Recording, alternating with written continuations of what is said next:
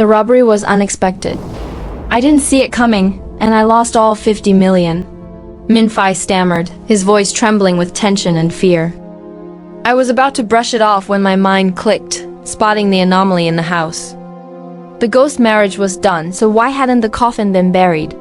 Even if the robbery delayed things, there should be 2 coffins in Hun Nai tradition, one for the groom. Where was the groom, the one Minh Phi's wife married? I feigned concern.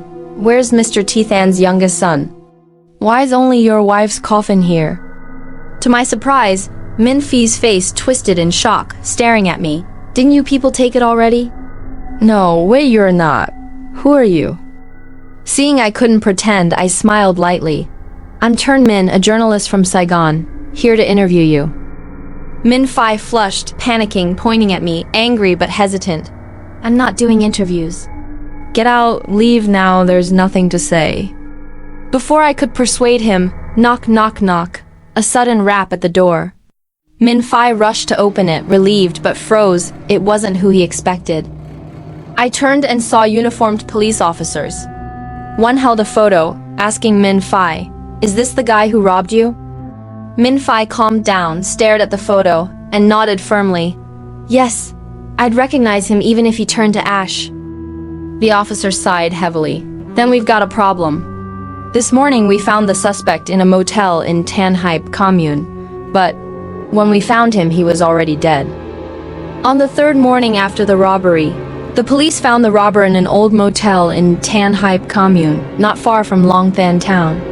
Shockingly, he was long dead. His body bore 17 stab wounds, the fatal one at his throat, blood soaking the motel's carpet, but no murder weapon was found. The stolen money was gone, but a few sheets of joss paper were left behind. From the fatal wound, the killer was precise. The other 16 stabs were for torment. And the joss paper left behind. It's a warning, a show of power. Captain Hong Van Nam, head of the criminal division, frowned as he spoke to me, his voice heavy, eyes sharp. What do the joss papers represent? Who's he warning? I asked, unable to hide my curiosity. Nam glared at me. That's what I should ask you. Why were you at Minh Phi's house, handing him joss paper?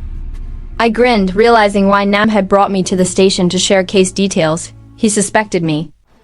To clear my name, I recounted Uncle Ba Tung's story and got Laquak Chi Si Eng to vouch for me.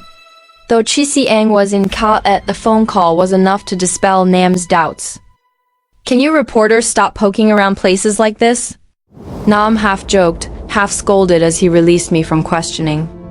Why are you everywhere? You're so fast, you should be an athlete. It's the job, I don't have a choice. I laughed, seizing the chance to probe. What did you get from Minh Phi? He's tight-lipped, blaming the joss paper on you. He's the victim, so we can't push too hard. Nam answered briefly, then glared, trying to dig for info? Get out. I pouted, leaving the Long Than District Police Station, missing the days when Laquak Chi Siang was around. Without a police source, this investigation was a mountain of challenges. Luckily, I had another lead, the ghost marriage groom, Tern Van Kayat, the youngest son of Mr. Tithan. Tern Van Kayat died at 27, also a drifter with no proper job. After finishing middle school, he loitered in Long Than town for over a decade. On the night of his death, drunk and insisting on catching field rats, Kayat crashed his motorbike into a truck's wheel on Provincial Road 769, dying instantly. I tracked down Mr. Tithan's house in Phet Tan Commune, but was flatly refused. Fortunately, his family was more open. After introducing myself as a Saigon journalist and pleading, I got some information. When was Kayat's coffin brought back? I asked, focusing on this key detail. Kayat's sister 3, squinted, confused. Brought back? From where? From Minh Phi's house. You're mistaken. The ceremony was held at our house, and after both coffins were buried together.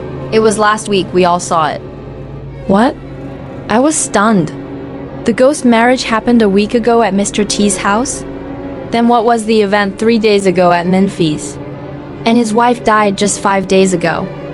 A chill ran through me. Could ghosts really have held a wedding?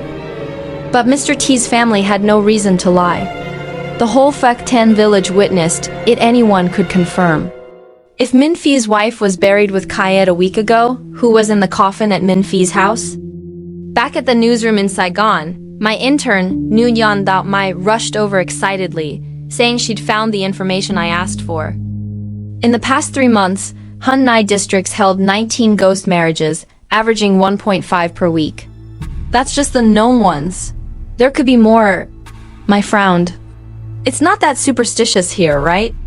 I grew up here and never heard of so many last year. There were only 2 or 3. I studied Mai's documents, deep in thought. The unusual frequency of ghost marriages, the redundant ceremony, strange guests, mysterious joss paper, the robber's sudden death. There had to be a thread connecting them. What was it? Ordinary people might wait for the police investigation. Minh Phi's weak mentality would crack in a day at most.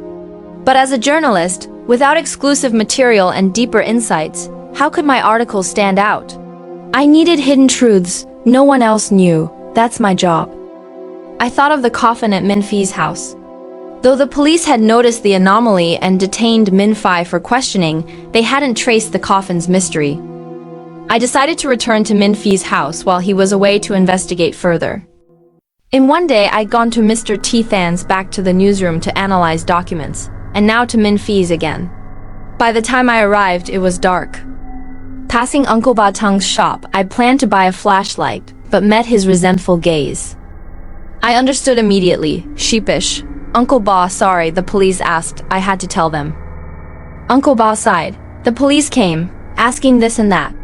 The whole village saw nobody buy from me for days. Before I could apologize again, he looked up, curiosity overriding his frustration. Oh, I saw that guy again just now. The one with the joss paper? My heart raced. As Uncle Ba nodded, I bolted out, but nearing Minh Phi's house, I slowed, crouching in the darkness of the rubber trees. Under the night sky, flashlights flickered on the red dirt road. Several men gathered outside Minh Phi's house, whispering and joking but keeping their voices low, avoiding neighbors' attention. Soon, they pried open the locked door and slipped inside, not turning on lights, maintaining secrecy. In the dark, I vaguely saw them open the coffin and take something out. Who were they? Why sneak into Minh Phi's house at night to take something from the coffin? Did they know Minh Phi was detained? They soon emerged, carrying bags. The uneven dirt road tripped one, and a bag fell, spilling its contents. They scrambled to pick it up, cursing the clumsy one. It was too dark to see clearly, but it looked like stacks of paper money. Joss paper or real cash? I couldn't tell. Thinking quickly, I set my phone's brightness to max, planning to snap a photo for evidence.